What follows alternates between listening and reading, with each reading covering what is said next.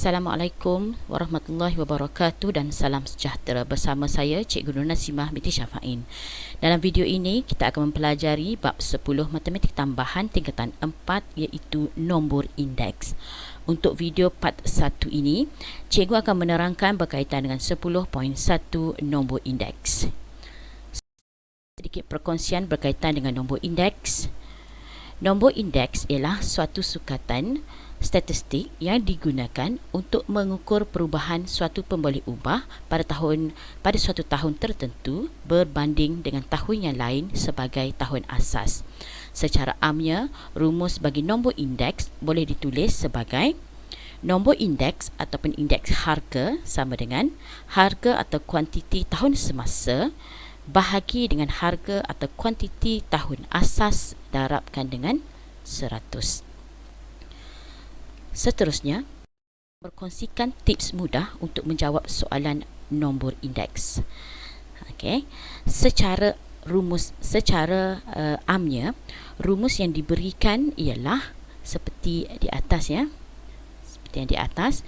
Jadi, cikgu akan tukarkan rumus am ini kepada rumus bentuk payung, di mana rumus bentuk payung adalah harga atau kuantiti tahun asas darabkan dengan indeks nombor ataupun indeks harga bahagi 100 sama juga dengan harga atau kuantiti tahun semasa.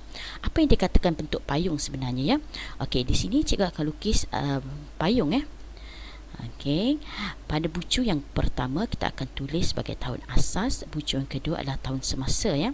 Okey, untuk tahun asas bila ada harga atau kuantiti yang cikgu kenali sebagai A, dan untuk tahun semasa juga ada harga atau kuantiti yang cikgu kenali sebagai C.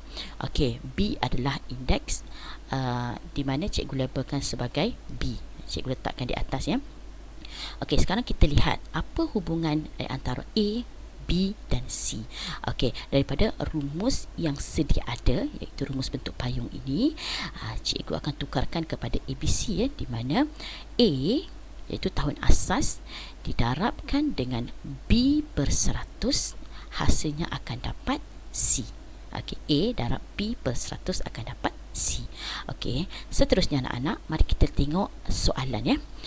Okey, soalan yang pertama, contohnya, pendaftaran Badan Sukan yang diterima oleh Pejabat Suruhanjaya Sukan PJS pada tahun 2017 ialah sebanyak 893.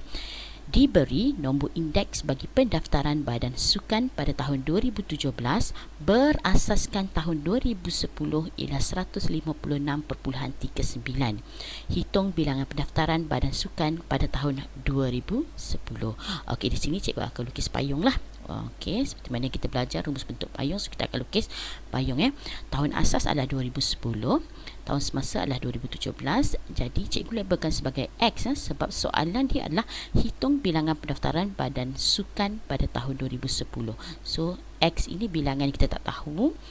Okey, pada tahun 2017 ada pada soalan bilangannya adalah 893 dan indeks nombor indeks yang diberikan adalah 156.39. Jadi X merujuk kepada A, 156.39 merujuk kepada B dan 893 merujuk kepada C. Okey, kita akan masukkan dalam rumus bentuk payung dan kita akan selesaikan rumus bentuk payung ini. Kita akan selesaikan persamaan ini dan jawapan yang kita dapatlah X sama dengan 571. Okey, seterusnya untuk mengukuhkan lagi, mari kita lihat contoh yang kedua. Harga seutas jam tangan berjenama P pada tahun 2017 dan 2018 masing-masing ialah 500 dan 550.